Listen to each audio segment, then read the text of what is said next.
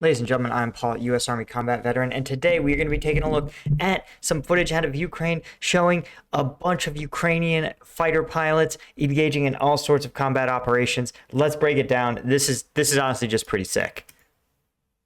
So unfortunately, I think, oh no, okay, no copyrighted music. All right, so this looks like they are in Su-25s or so, and it's just crazy to see how much military avionics has evolved, right? These are planes, so let's actually, you know what? We're gonna just put some dates to things, right? What are they? 27s maybe? Su-27 service date. Okay. Su-27 entered service in December of '84, so about 30 years old, right? So I think that's a fairly good assessment of what fighter jet this probably is, or at least what generation it's from. But we'll break down, I'll show you what I mean. Okay, look at the inside of the cockpit. Very little inside this cockpit is digital. They've added a digital screen. This looks like maybe an upgrade, but look at this. This is a commercial GPS that's just mounted, that's just hooked in. Shout out to my guy with his cockpit teddy bear. He's even got his flight jacket on, leather with the lambskin interior, right? But you can just see just how old school this is. And look, he can see behind him literally with these mirrors. So just interesting kind of blend of old school, new school. Right there you go. You can see he's launching what looks like probably some air-to-ground missiles. Look at this compass. Look at this. This is so crazy that they're just like, oh, the compass is just mounted here. This is probably what they used in the Second World War, I'd say.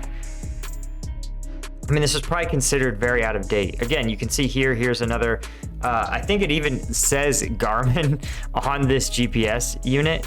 Probably used for, my guess would be that this is for aircraft, like commercial aircraft to navigate. But this is sick. I mean, just the low flying, right? There you go. You can see there is some avionics, like this is an electronic screen.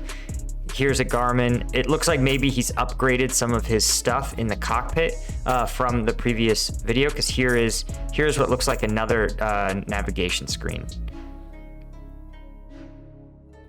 Yeah, I mean, it's always crazy to see when you look at these countries from above. Oh, so he was just deploying flares there? That's pretty sick.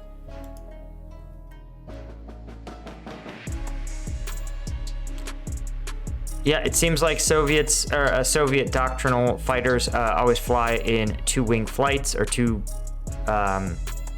aircraft flights.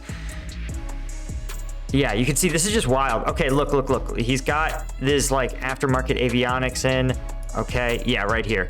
So you can see he's got, yeah, this looks like commercial aircraft, like a commercial aircraft pad that they've stuck into this Su-25 to give it a little more navigational oomph, which is a great call, right? And I can't sit there in judgment.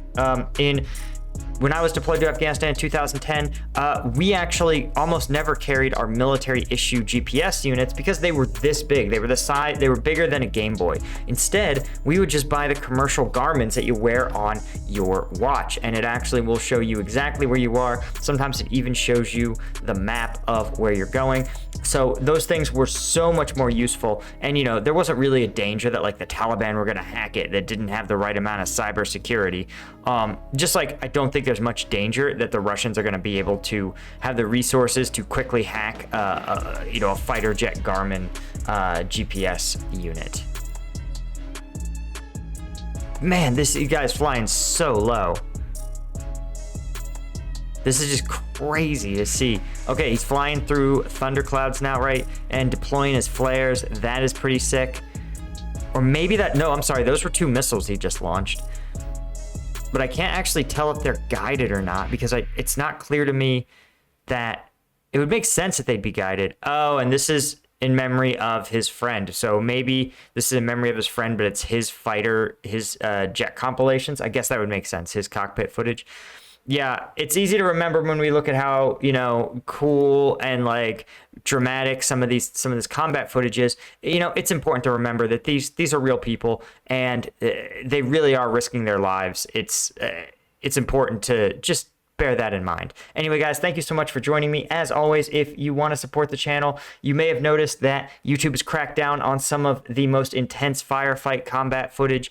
So I do those reviews now. I do them on the Patreon. Obviously, we still check out videos like this, but the crazy ambushes, the firefights, that is all on the Patreon. So thank you so much to all the Patreon supporters that support me. You guys make this possible, and I will see you all in the next one.